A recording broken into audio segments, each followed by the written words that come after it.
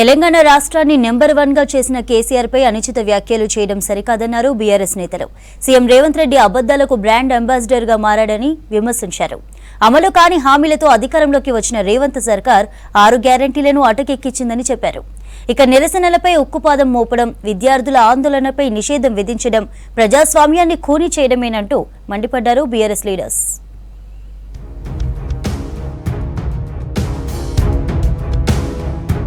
6 గ్యారంటీలను అటకెక్కించిన కాంగ్రెస్ సర్కార్ 7వ గ్యారంటీకి కూడా ఏడాదిన్నరలోనే గోరి కట్టిందన్నారు BRS working president KTR. Osmania క్యాంపస్లో విద్యార్థుల ఆందోళనపై నిషేధం విధిస్తూ ఉత్తర్వులు జారీ చేయడం ప్రజాస్వామ్యాన్ని ఖూనీ చేయడమేనన్నారు. 7వ గ్యారంటీగా ప్రజాస్వామ్య పాలన అందిస్తానన్న సీఎం నిరసనలపై ఉక్కుపాదం మోపడం అత్యంత దుర్మార్గమైన చర్య అంటూ ఎక్స్లో పోస్ట్ చేశారు కేటీఆర్.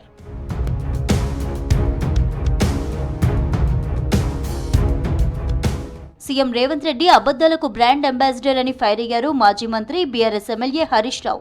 రైతు రుణమాఫీపైన మాట మార్చారని చెప్పారు. ఫార్మాసిటీపై అసెంబ్లీలో ఒకలా, హైకోర్టుకు మరోలా చెప్పారని విమర్శించారు. కృష్ణా జలాలపైన సీఎం అబద్దాలే చెప్పారన్నారు.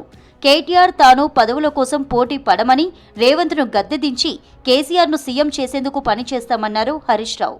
మేమేదో దగ్గరుండి రాయలసీమ లిఫ్ట్ కట్టించిందని అబద్దాలు చెప్పిండు. ఎవడన్నా కొత్త వాళ్ళు వింటే ఏమనుకోవాలి? అబ్బా రేవంత్ రెడ్డి ఎంత మంచి చూడనుకోవాలి, ఏదో నిజం అన్నట్టు.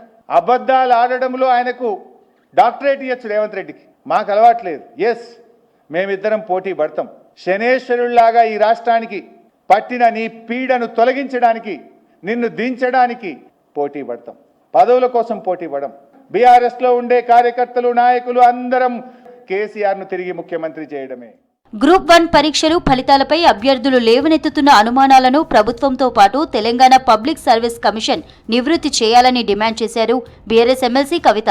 గ్రూప్ 1, 2 పరీక్షల్లో అవకతవకలు జరిగాయన్న ఆరోపణలతో 11 విశ్వవిద్యాలయాల విద్యార్థి ప్రతినిధులు ఎమ్మెల్సీ కవితతో భేటీ అయ్యారు. అభ్యర్థులు వ్యక్తపరుస్తున్న అనుమానాలను ప్రభుత్వం దృష్టికి తీసుకువెళ్లడంతో పాటు మండలిలో ఈ అంశాన్ని లేవనెత్తాలని కవితతో విజ్ఞప్తి చేశారు అభ్యర్థులు.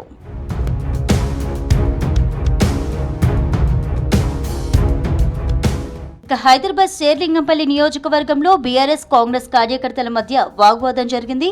వివేకానంద నగర్ డివిజన్ పరిధి ఆర్పీ కాలనీలో ఇరు వర్గాలు ఒకేసారి నిరసన కార్యక్రమాన్ని చేపట్టాయి.